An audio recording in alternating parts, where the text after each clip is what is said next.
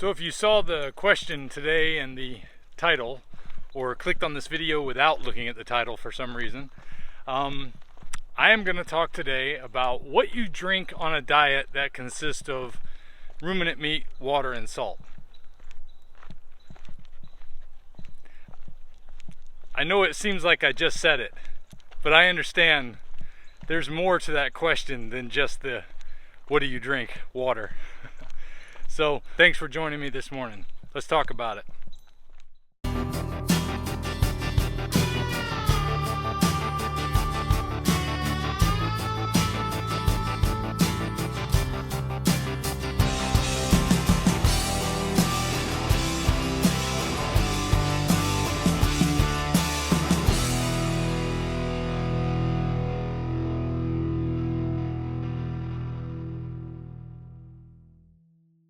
Alright, that's the halfway point. Let's turn around and start heading back, Sam. You okay, Sam? I'm going to get to the push-ups in a moment, but let me tell you about today's question. We actually have two questions today that relate to the same thing, that deal with fluid intake. Alejandro Ruggiero says, hey, love the vids. What exactly water do you drink? Is it carbonated? Any coffee or other drinks? And then also W Anchor had asked, do you drink alcohol? So I answered both of those questions in the comments, but there's a lot more to those questions than meets the eye, because obviously on a ruminant meat, water, and salt diet, I drink water, right? That's what you're gonna drink. But I can tell you, I understand where they're coming from with the question though. Because one of the hardest things to do for people that are starting a new way of eating is to either kick soda, kick alcohol, or kick sugar. One of those three things. It's either the sugar, the bubbles, or the alcohol that they want to hold on to, and it might be a multiple of those three or all three. I know when I first started Atkins diet back in 2006, I didn't, and also coffee. Can't forget coffee. Everybody wants to keep drinking their coffee. Back when I did Atkins diet, that was, I can't remember if coffee was on it or not. I don't think it was. But I do remember the hard thing for me was kicking soda and kicking alcohol. And really all three, kicking sugar too. Because I had been switching from a regular Coke style drinking diet, or back then, to drinking Diet Coke when I did Atkins. And as long as it had less sugar, I was okay with it then. But I didn't realize how my body responds to even artificial sweeteners. And that was something that took a little bit of learning to kind of realize sugar or artificially sweetened, it doesn't matter. Neither one is good for you. And you want to avoid them if you can. But it's going to be hard to kick all three at once. I had to really build up to kicking soda, even diet soda. I started off drinking LaCroix drinks to try to start getting off of diet soda. And I also mixed in Bai drinks. Now this was before I started Lion Diet. You know, the coconut antioxidant whatever mixed drink. Let me just start off by telling you there's nothing in there good for you, so stay away from that too. But it was a good way to get started getting off of the worst drug, is the best way I can put it. I mean, it took a period of years to get off of soda altogether, where it was sweetened soda anyway. And finally LaCroix started to seem like it had flavor to me. Initially it didn't have any flavor because it just has that hint of whatever it's got added to it, lime or lemon or something like that. But just having those bubbles was enough to help get me to put the diet sodas down. But I was still having the occasional beer. Even when I started this diet, I put the LaCroix away and I put all the Bai drinks away because I was going to do just water. But I figured, well, I'm not ready to let go of the bubbles yet. So I started off using club soda and mineral water and sparkling water of different kinds. And that's pretty much how I did it the entire first year, was a lot of club soda, mineral water, sparkling water drinks. And occasionally I would have regular water. I was always very resistant to drinking regular water. Like unless it was a hot day and I was working outside, water was not high up on my agenda, which is sad because it should have been. Oh, I don't want to go this way. I'm gonna get lost. But about a year into doing Lion Diet, I finally was able to make the switch and start drinking regular water instead of carbonated water. So I was surprised that I enjoyed it as much as I did. It really wasn't that huge of a difference between club soda with salt added, the water with salt added. And that's the key thing I think a lot of people miss when they do this diet. My wife even doesn't think about the importance of adding salt when she's doing mostly meat. And then she wonders why she gets tired, because she doesn't have any electrolytes. Now I know there's a lot of people out there that argue with me about these electrolytes, but I know if I quit the salt, I don't have as much energy. I mean, salt is a big part of what gives us energy. That's why animals go looking for salt. That's why we use salt licks to attract deer, because we know they need salt. Mammals need salt. It's what makes their body function in a certain way, especially if they're in a proper stasis of food, where they're not full of all kinds of junk that's throwing off the way our system works by running on glucose. So at the beginning of this diet though, when I was using club soda, I would always add, I don't know, I called it 20 turns on the grinder, but I would do 20 turns on the grinder of salt and add that to my water. So I was putting the salt directly into the water with all the trace elements and whatever else is mixed in with it.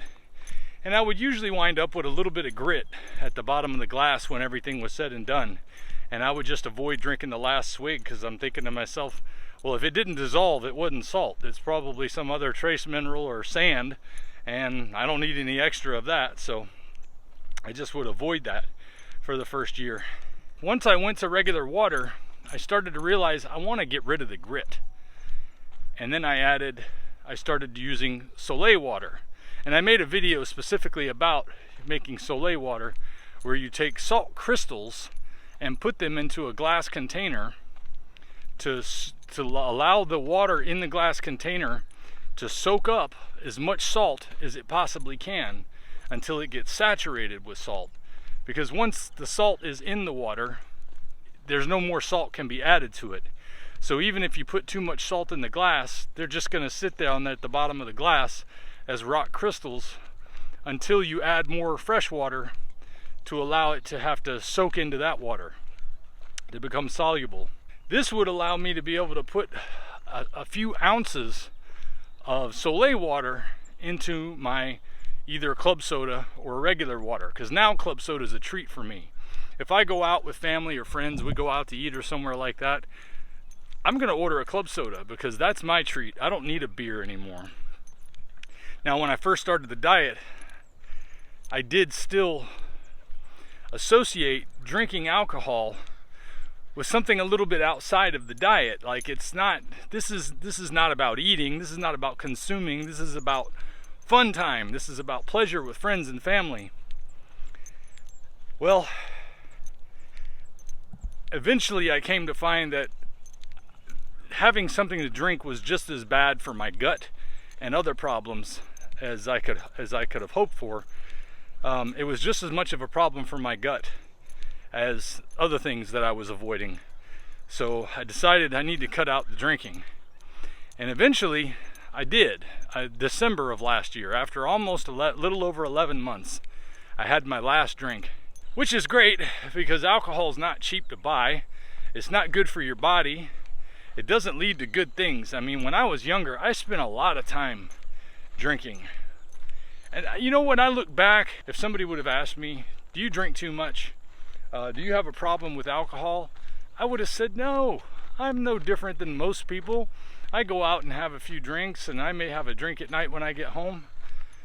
But when I look back now and I think of all the damage I did to my vehicle, the times I woke up in my car in the parking lot at the bar, or on the floor of the bar, you know, maybe I did have a little bit of a problem there.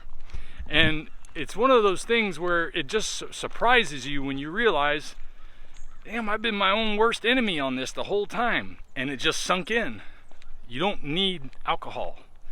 it doesn't make you feel better, and it doesn't do any good for you. It hurts your checkbook, it hurts your body, it hurts your mind, it causes you to damage things you own, it hurts your relationships. It was just something that made sense as this diet progressed, that I need to let that go too. I love being free of it. I love being free of that desire for alcohol. I quit vaping too. Now that's a whole nother story, which was amazing to me because I thought I was just going to keep on doing that. But that doesn't have anything to do with the drinking side.